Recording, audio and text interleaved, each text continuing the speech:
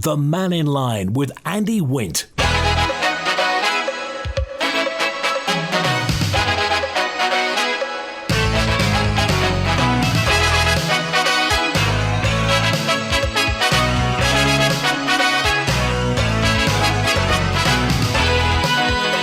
Pastor Mike, good afternoon. We're on Mannin Line today with the Treasury Minister, Dr. Allinson, MHK, one of the Ramsey MHKs as Treasury Minister, presented the budget last week. You may have seen the video that we did last Friday live from the Palace Hotel. Much has been talked about, but now it's your chance to have your say by talking to Dr. Allinson. Call 66 13 68, text 166 177, WhatsApp 166 177, or email studio@manxradio.com.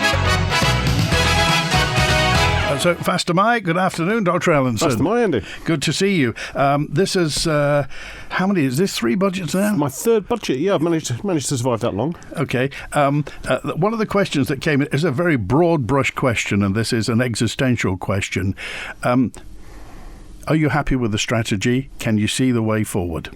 Yes, so when at the start of this administration, we started off with an economic strategy to sort of look at how we could grow the economy, but also benefit everyone who was here by investing in infrastructure, particularly things like education and health.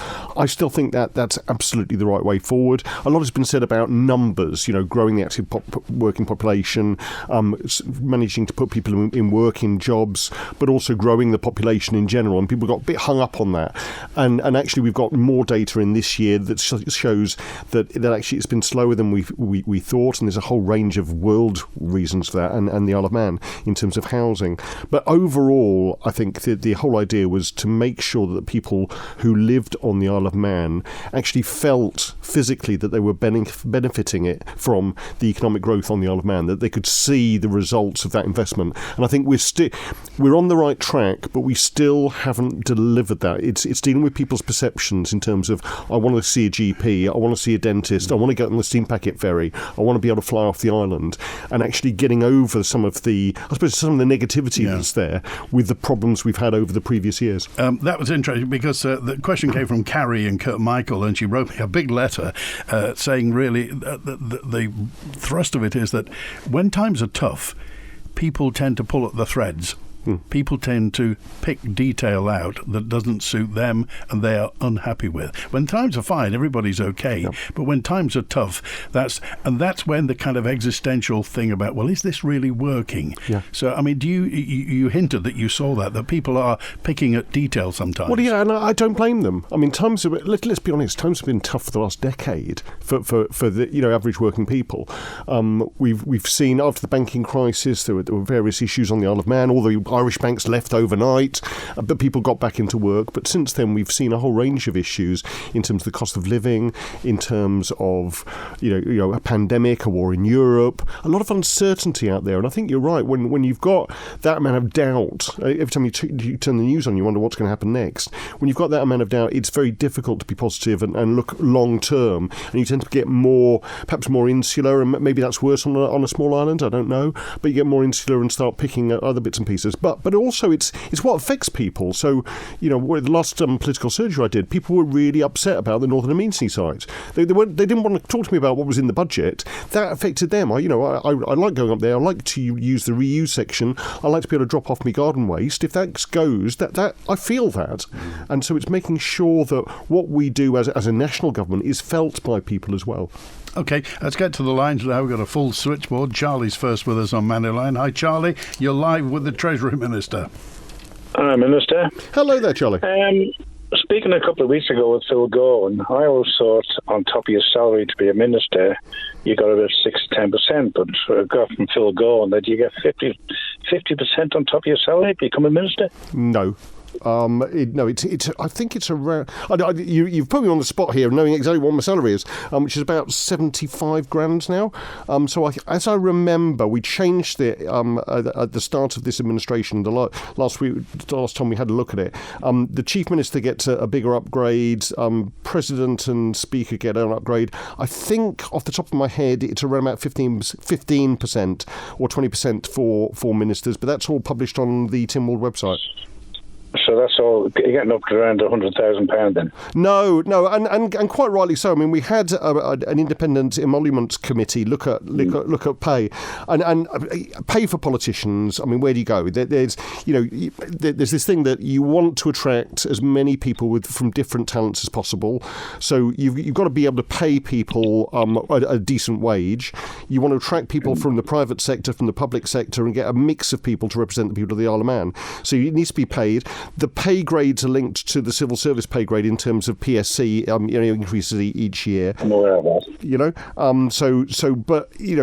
I think the pay we've got personally is fine. A lot, there's some of us who've taken a pay cut coming into Tynwald. Some other people have seen a pay increase coming into Tynwald. I think it's realistic and certainly doesn't stop people applying for roles, and hopefully they'll be applying in the next election to come in. Okay, what's the question, Charlie?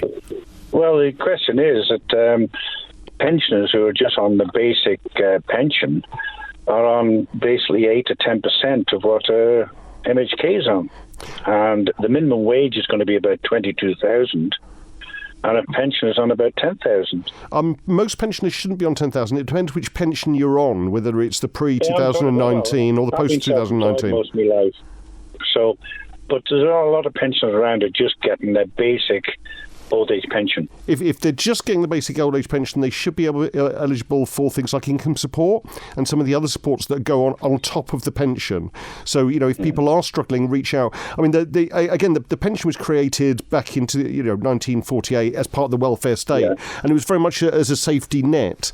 Now, there are people obviously with private occupational pensions. There are people who literally work hard all their life and all they've got is the state pension. But that's where things like income support come in to actually boost that to a reasonable level. So there shouldn't be anyone who's just on the basic pension unless they've got significant money in the bank as well. Yeah, well, I worked 50 years. A lot of friends of mine worked 50 years. But for them who haven't got private pensions, to have to go cap in hand to get extra money from the DHSS. What sort of society are we running? Yeah, so I think that's one of the issues I have, because it shouldn't be cap in hand. And I know that some pensioners don't want to ask for help and just stay quiet. That the idea of the welfare state was it was there if you needed it, and people paid into it and got what they should deserve. The old age pension is not means tested, so we've got millionaires on the island who'll be getting exactly the same as you.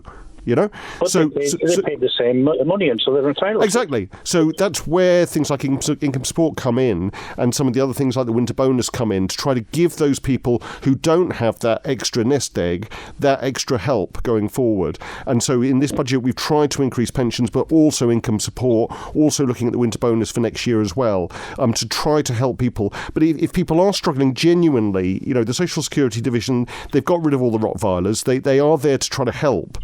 And if you are struggling, please reach out for help, because there are a whole range of different grants there which you are entitled to. It's not charity. It is what you're entitled to. Okay. All right, Charlie, we appreciate that. Thanks for making that point today. Here's former MHK Minister Chris Robertshaw live with Dr. Allinson. Hi, Chris. Hi, Andy. Hi, Alex. Hello there, Chris. Hi. Alex, you made some pronouncements before the budget. Announcements about, the reserves are safe. Alex, I don't believe you. At the beginning of this administration, your administration was forecasting that by the end of it, which we're getting close to, you'll be using about £29 million from the reserves per year. Actually, the forecast you put down is you'll be using 61 million, and that's after the tax increase, which is, say, roughly 20 million. So had you not increased taxation, we'd be talking about a forecast of an £80 million use of the reserves by the time you leave office. So you're way, way, way out there. Is the truth not simply that you have absolutely failed to streamline government, to cut it down so that it's a smart, efficient organisation with the money being spent on the frontline services? That's my first question. I've got another one about NI. Well, can I answer the first question first? So I could turn it back on you, Chris, and say that previous administrations failed to do that as well. What we've inherited is a structural deficit. You're quite right.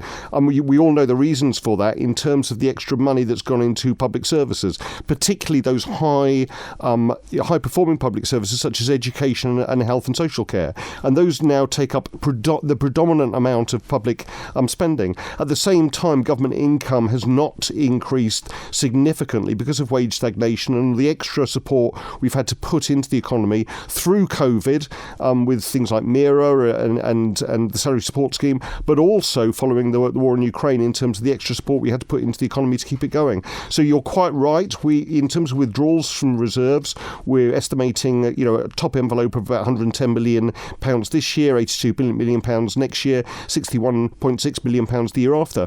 But when you look at the growth in the reserves in absolute terms, we're currently £1.88 million in there, and that's forecast to go up to well over £2 billion going forward towards 29-30. So those reserves are growing. The issue is, are they growing in real terms once you take into account inflation? Well, let me just correct you in your supposition that we failed. Let me remind you that we started with the VAT shock of a £200 million loss.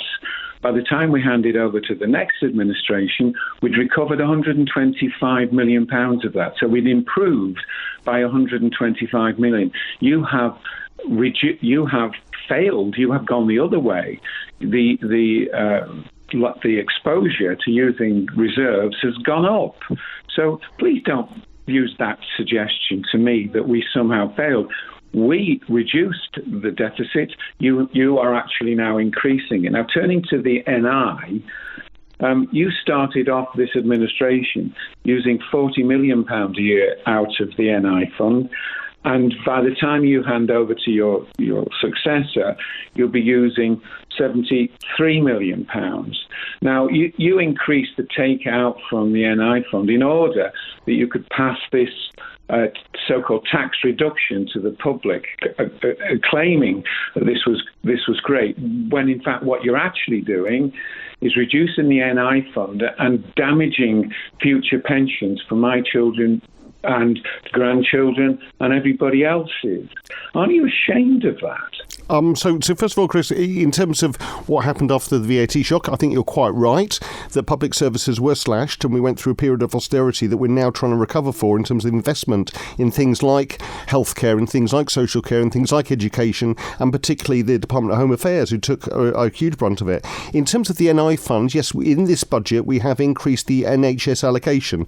You know that the money coming into the NI fund each year, a proportion of it goes to fund the NHS, a proportion of it goes to fund pensions and other benefits. About 80% of complete spending in terms of benefits goes on pensions. Now, what we've done is a carefully crafted adjustment just for the next 5 years that will mean that the NI fund continues to grow. It's not being raided, it continues to grow, but some of that money coming in that goes straight out to fund pensions and benefits is also more of it is being diverted onto the National Health Service, because we know about the issues we're having with the cost of providing a really high-class health service on the Isle of Man, but also the need to allow that to deliver for people of the Isle of Man. So no, I'm not ashamed at all. Actually, what we've tried to do is address what lots of members have been calling the elephant in the room. Since 2007, we've known if we do nothing, the NI fund will run out. Previous administrations brought in the Manx State pension. They extended the pensionable age. They looked at contributions, but we now know that that's come forward to 2047 with the latest actuarial report by GAD. We know that if we do nothing, there will not be a national insurance fund going into the future. So it's absolutely right to address that, have the conversations that we had back in November, Tynwald, that we had in January as well, in terms of the future of the NI fund, and now I'm coming back in April and we're going out for public consultation in terms of a more realistic way to having a sustainable NI fund in the future. Chris? You know full well, because of the actuarial reports, that the fund will run out in 20 years, and yet you end up taking more money out of it now. How on earth is that in any shape or form supporting the future NI fund? Now, okay, could you just answer that? Yeah, so again, we went back to the government actuarial department in terms of looking at short-term increases in the amounts that was allocated for the NHS.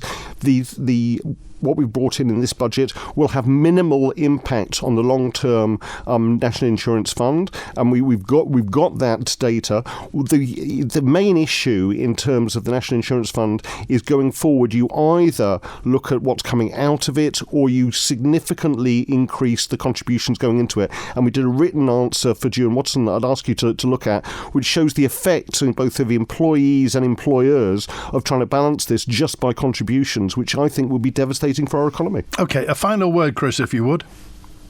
Well, I've got a lot more, Andy, but Alex is saying this short-term takeout of NI. According to his pink book, they'll be taking out pretty well close to £80 million by the end of the decade. What I want to finish off by saying, and I would like to have dealt with the disparity between low-paid employees' NI rates in the Isle of Man compared to the lower rates that lower paid people are subject to in the UK, and also that our threshold starts a lot earlier. But what I would put to Alex in very, very clear terms is that government is becoming a debt junkie. It's living endlessly on reserves and ultimately destroying the future of this island, and I think they should hang their heads in shame. Okay, Chris, we appreciate that. If I could just respond to that, and I appreciate your point of view, Chris, and you don't hide it, and you've never hidden it from me.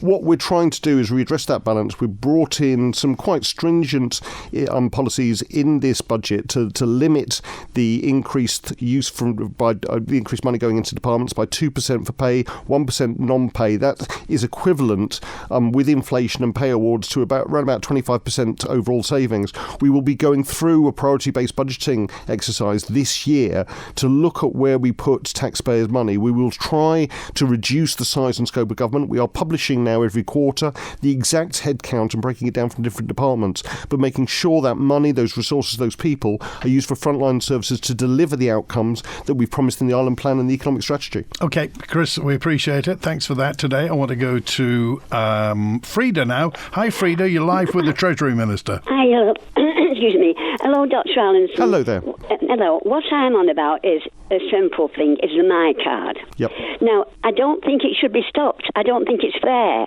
Now, I'm reading in the paper, as regards to the elderly, we won't have to go out in weather and so on. I mean, where do we get money from if we want it? We've still got to go out and find a cash point, if there is a cash point with any money in it. And another thing, if we'd have wanted to put our money in the bank, we'd have done it. Okay. We like to go to the post office. We like to see the people in the post office. We buy things at the post office. We meet people at the post office. We're just as safe in the post office as we would be going to a cash point. And remember, a few months ago, there was no cash points. There was no money. Everything stopped. There was no cash in the tills. There was nothing. Okay, so Frida, thank you very much for calling in, and I understand your concerns. I mean, the My Cards scheme, as I remember, was actually started one of the initiations for Chris Robertshaw, who wanted a global card system for lots of different government purposes, and unfortunately that didn't really take hold, and so it's been used to pay benefits both to pensioners but also lots of other benefits. So, for instance, we pay job seekers allowance, employed persons allowance, even child benefit to certain people through the My Card system. We've been running it for years. It's become more and more expensive as less and less people use it. So we're currently spending probably about £650,000 to run the My Card scheme. And what we're trying to do is migrate that to a different scheme whereby people will be paid directly into their bank account, but still have that safety net for people who don't have bank accounts. Now, as part of that also, which I completely agree with you, is the whole idea of access to cash. Unfortunately, we're looking at branch post offices shutting, branch banks shutting as well. I think it's only the Isle of Man Bank now who have branches outside of Douglas. So it's trying to make sure that people can get access to money, whether that's through cashback, whether that's through ATMs in shops or offices or commissioners' buildings, to make sure that people can have access to that cash. There'll always be issues with IT, and we've had ATMs go down. We've had systems in the post office go down in the past. But what we're constantly berated at from a government is to be more efficient and productive, but also when we have changes to bring people along. So we made the announcement about My Card last year, and that's going to be the end of this year.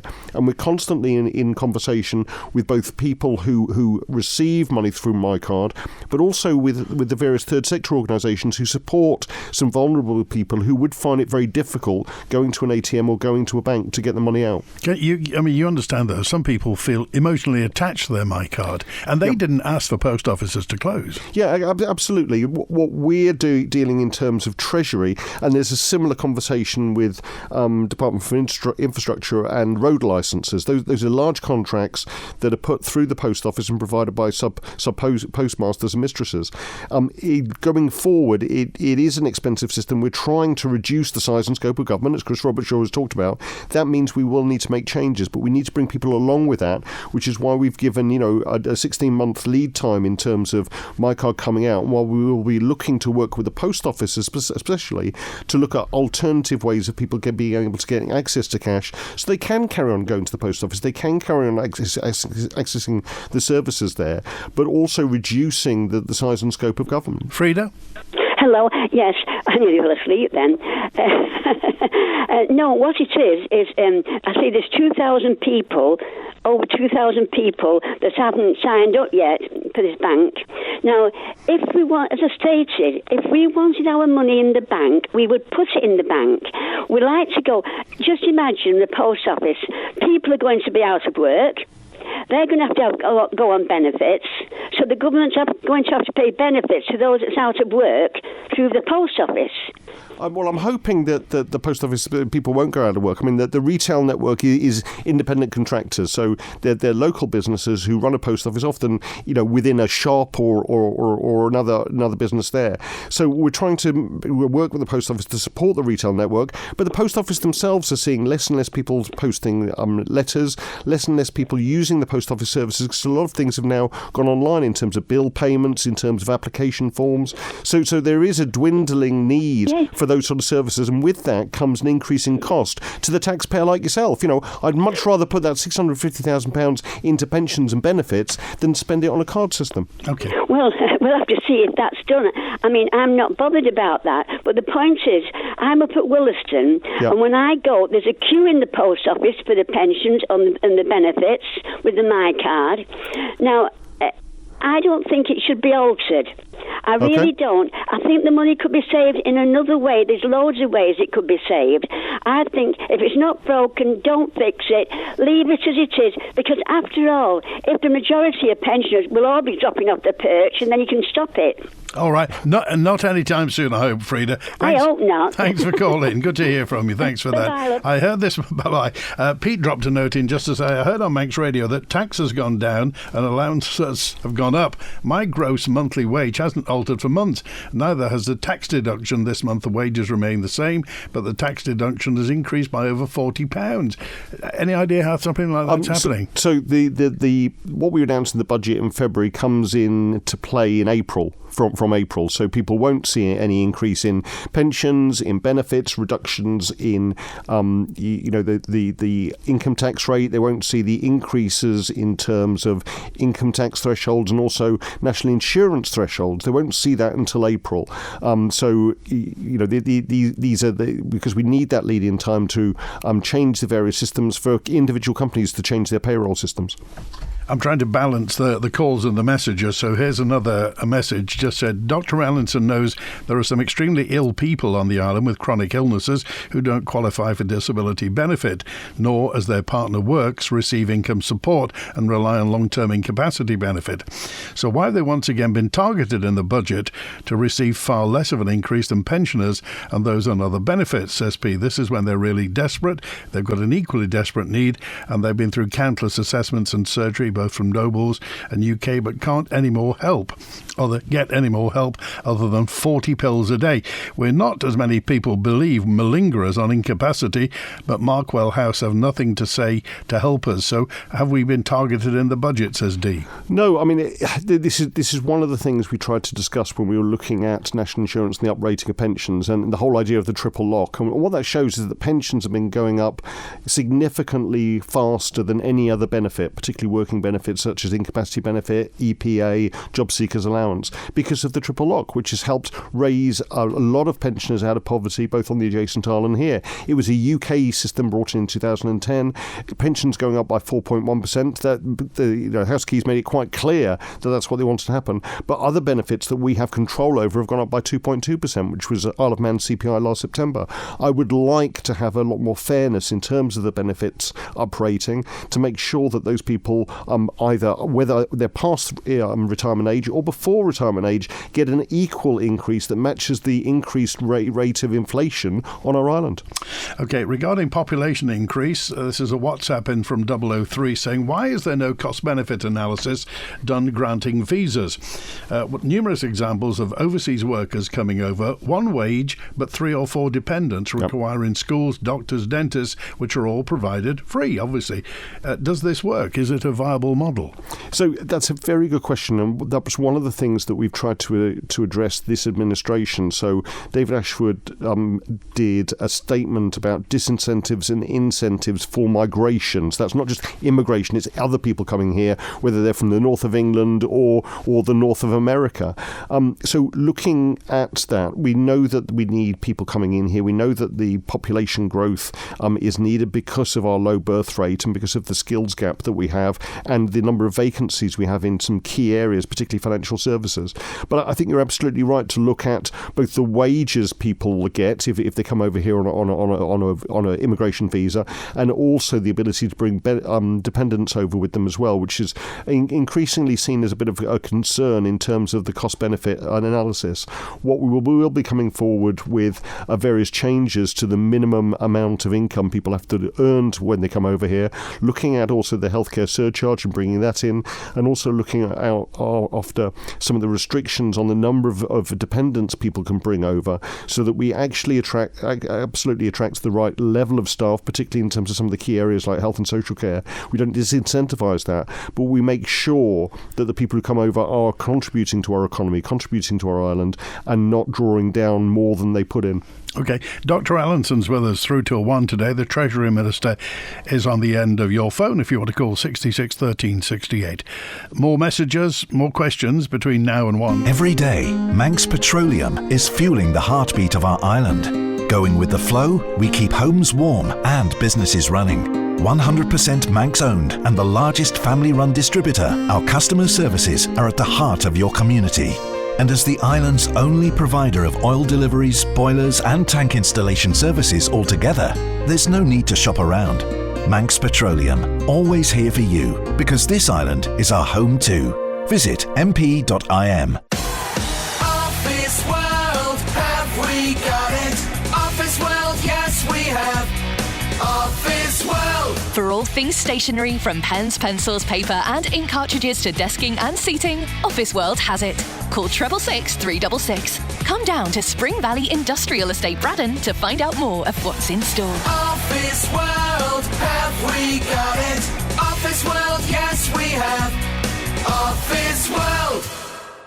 One life, gotta live it up. Back pain, neck pain, headaches, joint pain. At Align for Life Spine and Posture Clinic, we've been helping Manx residents for 15 years with our holistic, evidence-based care and therapies. Plus, we're now open Saturdays to make it even easier to see us. Visit our brand new website at alignforlife.com or find us on Facebook for opening hours and more information. Align for Life, 15 years serving the community of the Isle of Man.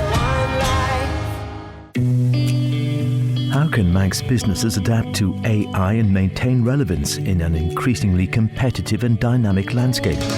What strategies can the island adopt to ensure sustainable growth in the age of AI?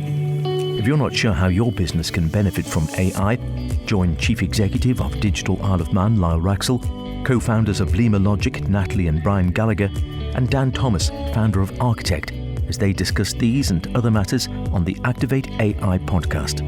Just go to the Manx Radio website and click on podcasts or use your usual podcast provider. The Activate AI podcast, giving you the real deal on using artificial intelligence. There are massive opportunities here, and there are opportunities now, but there are opportunities that we can't even see yet. The Mannin Line with Andy Wint. Well, fast am I. Julian's on now. Hi, Julian. You're live with the Treasury Minister. Hi, Andy, and hello, Alex. Hello, Julian. Hiya. I've got two questions, so I'll go quick. Yesterday, Claire Christian replied to Chris Thomas in Keys and said, and I quote, "Government does not designate resources to a private member's bill ahead of the bill being passed." Can you confirm that there's no financial planning for the Safe Access Zone and Protected Spaces bill?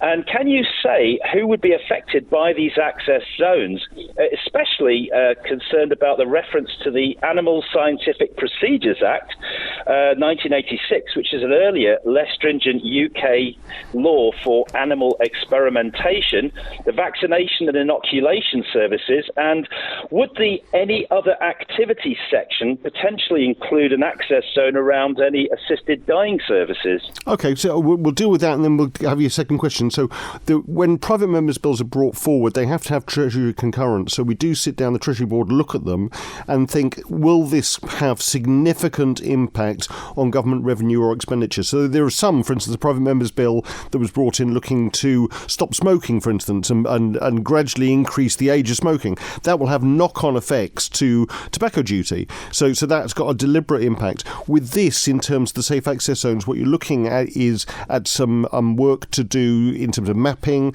some work to do in terms of notification of where the access zones are, and some work to do with, if necessary, enforcement of that through the constabulary. So that will be taken into account. However, with the safe access zones, we're not looking at significant increased expenditure. So I don't think that, from a Treasury perspective, we're quite happy for that to then go through the branches and look towards the end, if it is passed, what the actual expenditure will need to be. In terms of assisted dying, it all depends. I mean, the whole idea of safe access zones is that they can be applied to areas where there is seen to be either some obstruction or protest that will put people off using those services. And we had that brought in terms of the abortion law reform bill as part of that. And I think that's been relatively successful in terms of the Isle of Man, in that we haven't seen protests. We haven't seen very many protests, thankfully, about abortion anyway since the bill was passed. But when you look at the adjacent Isle, they have had significant issues, often with outside groups coming in, trying to, in some cases, intimidate people from accessing those services. And I think it's absolutely right that when people are trying to access healthcare, they are protected. Right. My other question, I noticed in the news today that BP is pulling out of renewables and Equinor may acquire and asset strip Ørsted. Do you think it might be time to review net zero policy and, of course, the huge finances that be required on the Isle of Man? Yeah, I mean, certainly in terms of the BP decision, that's very much been brought forward by the shareholders who are trying to maximise profits. And we've seen, I think, a change, particularly in terms of a new president in the United States coming in with a very different agenda in terms of some of the global alignments that were made, such as the Paris Accords, and pulling out of that straight away as he did last time.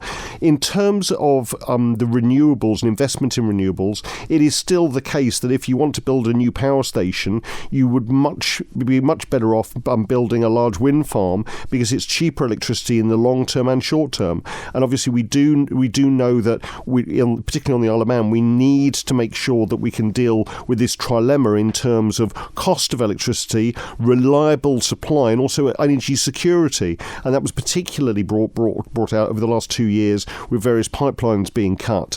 So I think it's absolutely right that from a government perspective, we look at the cost of transitioning. We have enshrined in our legislation the idea of going net zero by 2050. I think that's still on track, and it would take a Tynwald resolution to reverse that, and I don't sense that at all. But we need to make sure that the cost is affordable, and more than that, we need to make sure that transition and trying to encourage people to use new technologies, we bring everyone along, that idea of a just transition. So hopefully this year we'll be having more in terms of some of the energy efficiency schemes. Part of the budget was an extra £750,000 into that, which has touched 3,000 homes on the Isle of Man, giving them the ability to lower their electricity bills by putting in things like loft insulation and draft excluders. Okay, all right, Julian, thanks for calling. Okay, thanks, Andy. Good to hear from you. Actually, that brings me on to a note in from Belinda, who just said, is Crogga going to happen or not? Very good question, and we've been talking about this for at least the last 3 years. From my perspective, I know that they're currently in negotiations with the Department of Infrastructure in terms of their licence. That's been extended. And it runs out on Friday. It does run out on Friday, so I'll be in Comyn tomorrow and hear the latest on where Crogga have arrived in terms of their obligations to start a seismic survey, which is what they've now decided that they want after originally saying that they wanted to start drilling. Okay. Does Treasury have an opinion, and does Dr. Allinson have an opinion secondary to that? So Treasury's opinion, and I think government's opinion, has always been that we are quite happy to grant a licence to a private company to explore for hydrocarbons within our territorial waters, and that licence was granted to Crogga some time ago. Tynwald have actually decided that there shouldn't be any new licences granted, so it is Crogga or nothing basically at the moment. And I think from a government perspective, there has been a lot of accommodation to their own needs, the need to raise funds to fund what is quite an expensive proposition. I think from a government perspective and a Treasury perspective, it's always been quite clear that this was a private company doing a speculative exploration for gas, and that government shouldn't be funding it or getting involved. That should be run by private enterprise. Yeah. Well, we on Mannin Line, we get people calling all the time, and the public often just doesn't seem to know. It seems that some politicians want it, others don't. Treasury would like the money. We don't know how much it's going to be. It could be telephone numbers. It could be tuppence halfpenny. We don't know. And the public are berated by different opinions from different people. And it is uncertain. I mean, this was all started over, funnily enough, by BP. We've just been talking about pulling out of the renewable sector. BP went there, they found some gas, but they did not feel at the time it was economical to capitalise on it and explore and drill. Although I think they did some test drilling in one of the areas. Then a new company's come in and saying, actually, with the change in drilling techniques, with the increased price of gas, we can make this worthwhile. Absolutely fine, crack on, do what you need to do. But years have gone past, things haven't progressed, and I think sooner or later we have to say, look, you either do it or you don't. Particularly because that the area that Crogga are interested in drilling at is also coincides with the area that Ørsted are interested in building a wind farm. And for coexistence, there are some conditions there in terms of compensation payments and mutual recognition, which would make Crogga's job and Ørsted's job quite complicated. Okay, Colin dropped a note in just to say, I emailed Dr. Allinson regarding the loss of NI contributions by the abuse of self-employment status. Some companies, especially in construction and on government-funded contracts, are switching their staff from directly employed to self-employed to avoid paying NI. Colin estimates this is costing the NI fund over $15 million per annum. There's legislation and employment laws in place to prevent this. Is the department policing the NI system and any abuse? Yeah, so thank you very much, and I'd like to thank him for his email. I tried to respond. There's a couple of things here. There's one, the difference between between self-employed status and contractor status, and it can be a bit of a legal minefield. I don't know whether you remember over in the UK with Uber, and whether people were self-employed or they were employed by the company, and so some of that is a bit of a grey area in terms of employment law. There's also the whole aspect of owner-managed businesses, where people create a business for themselves or a couple of people, and the difference between that and being self-employed, because you can avoid some of the national insurance contributions for that but still get all the benefits. So we have looked at that. We are trying to work with the Department for Enterprise, looking at bringing forward a consultation on owner-managed businesses again, but constantly look at how large companies employ their staff to make sure it's fair. Does Treasury have any idea how much is being lost? It's not a matter of necessarily of loss. I mean, people will always restructure their businesses to minimise their tax or their national insurance. But what we've done, particularly with owner-managed businesses, is look at it. So we estimate around about £3.5 million extra national insurance could come through from that. In terms of people who are self-employed, a lot, that they do pay, employee national insurance at different rates.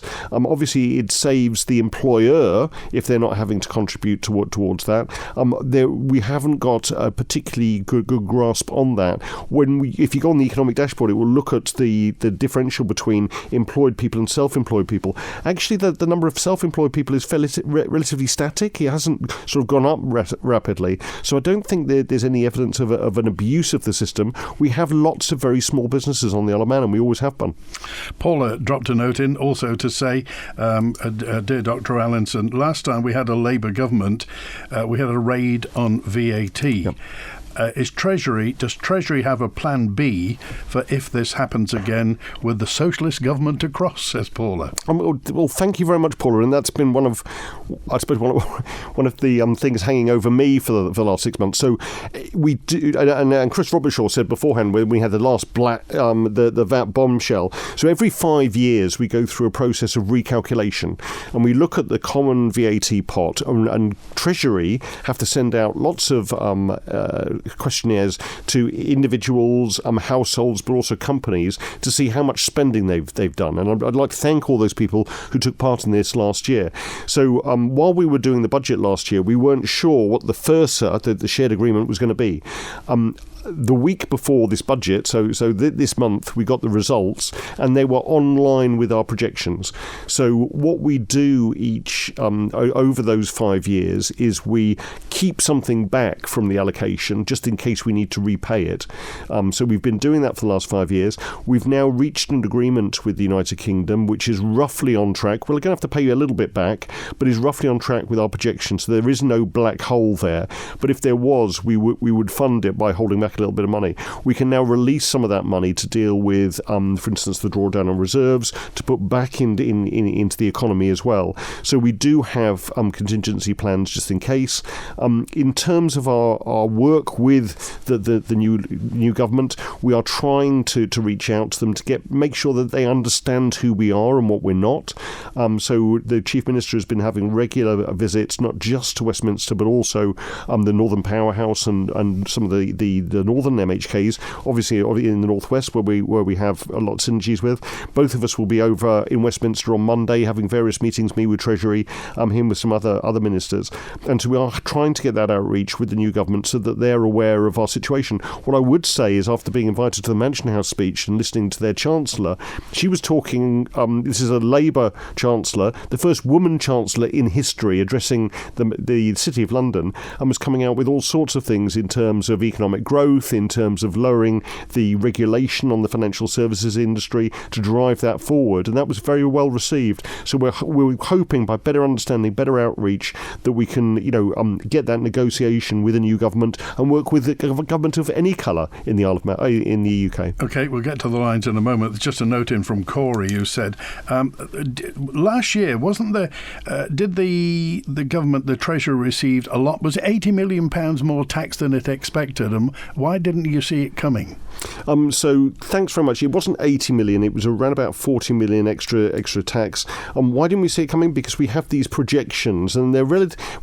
The one thing with Treasury is when you've got more money coming in than you expect, you don't spend it straight away. So we have relatively cautious estimates of income coming in, and most of our income is based on taxing people and businesses. So what we had at the time was a very cautious prediction based on some of the economic factors, based on inflation, those sort of things. And what we found was that particularly wages went up more than we expected, so we got some more money in. However, a lot of that went out in terms of the £43 million overspend, particularly by health and social care and education last year. So, it didn't mean I didn't end up being able to put that money back into reserves, which I wanted. Similarly, going forward to this year, I think we have got signs that we've got quite a diverse and buoyant economy at the moment. We are seeing national insurance contributions and income tax contributions higher than we forecast. That's absolutely great because it shows the economy is working for the majority of people. But again, my priority is to make sure we get government spending under control rather than spend what we get in year by year.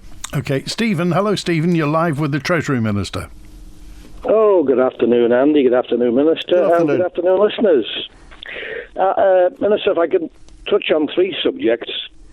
The first one, the lady rang before, which is about receiving their pensions in cash. Now, you know and I know that since this plan to reduce my card, bank branches have closed at a rapid pace around the island, and also post offices have reduced in size and been amalgamated into various shops.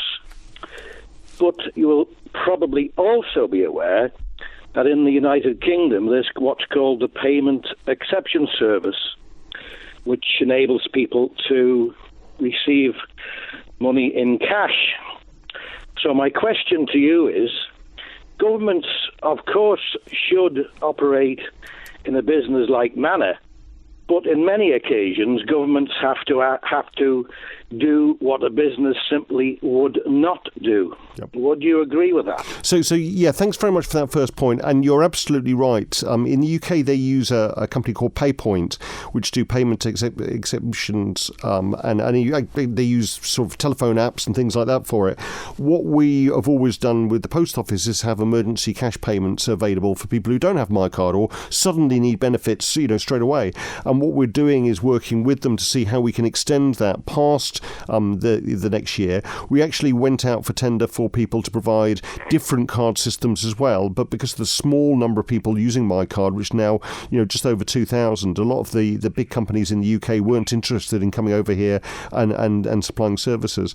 But we do need that exceptional payment system going forward, and that will be provided as it is now.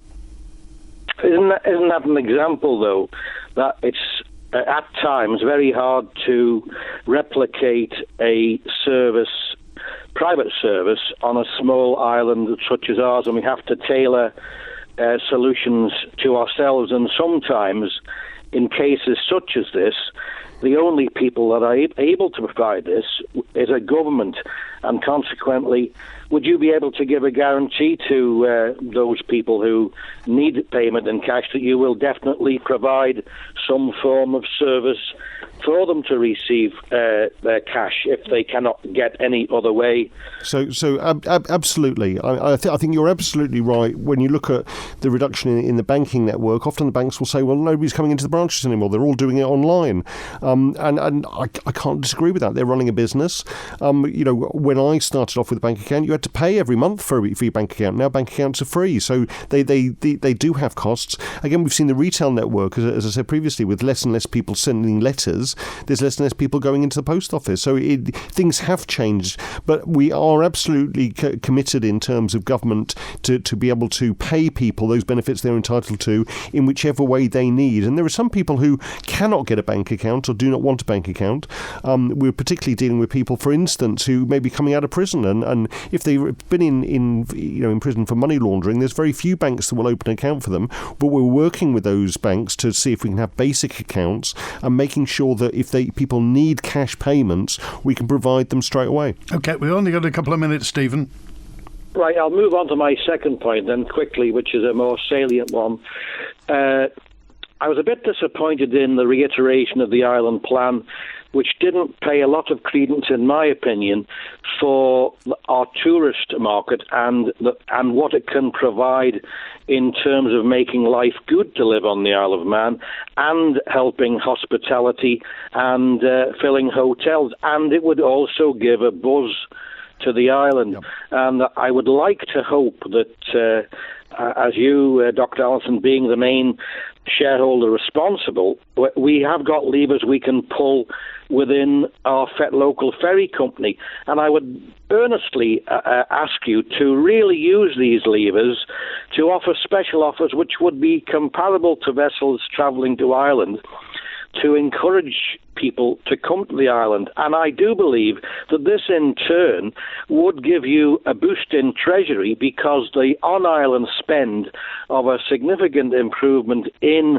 visitor numbers would give us a better return on the VAT, simply because people are here spending money. So can I ask, will you try and accommodate my plea, and others I'm sure, to use the levers that you've got to try and increase the visitor numbers that we do have at the moment? So the answer to that is yes. I mean, the Island Plan is quite an extensive document, but underneath that is, for instance, the visit strategy from the Department for Enterprise.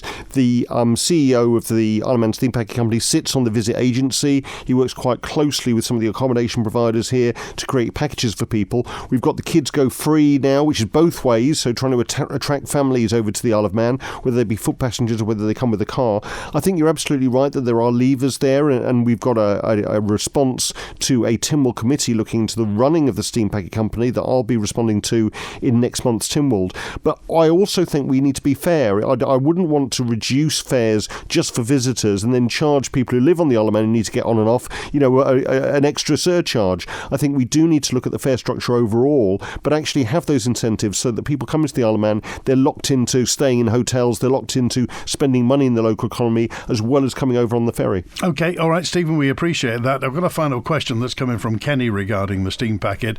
Is there a Treasury Minister or anybody looking into the offshore agreement that the Steam Packet operates using Manx Sea Transport Guernsey Limited, which employs their seafaring employees and which is used to avoid paying national insurance on the Isle of Man? Is that so? Yeah, it is, and I've answered at least 2 Tynwald questions about this. So it's quite common for maritime companies who have lots of people living in lots of different areas to employ them through an agency in Guernsey. The employees pay national insurance, they get the benefits. The employer, because of where they live, doesn't necessarily have to pay that. And we are constantly looking into this for the best benefits of the seafarers themselves, but also the Isle of Man Steam Packet Company. OK, is Treasury happy with that? I have regular meetings with the board. I'm happy with the arrangements at the moment, but they do need regular review. OK, appreciate that. Thanks for being with us today. We didn't get to everybody's call or everybody's question, so would you come back later on this year? I would love to, and thank you very much to you for inviting me, but also obviously for your listeners to take part. It would be very boring if nobody phoned in. Thanks for calling today, and thanks for being with us. We've been with Dr. Alex Allinson, MHK Treasury Minister, and back with an open line tomorrow, thanks to Chris on the phones today. WINT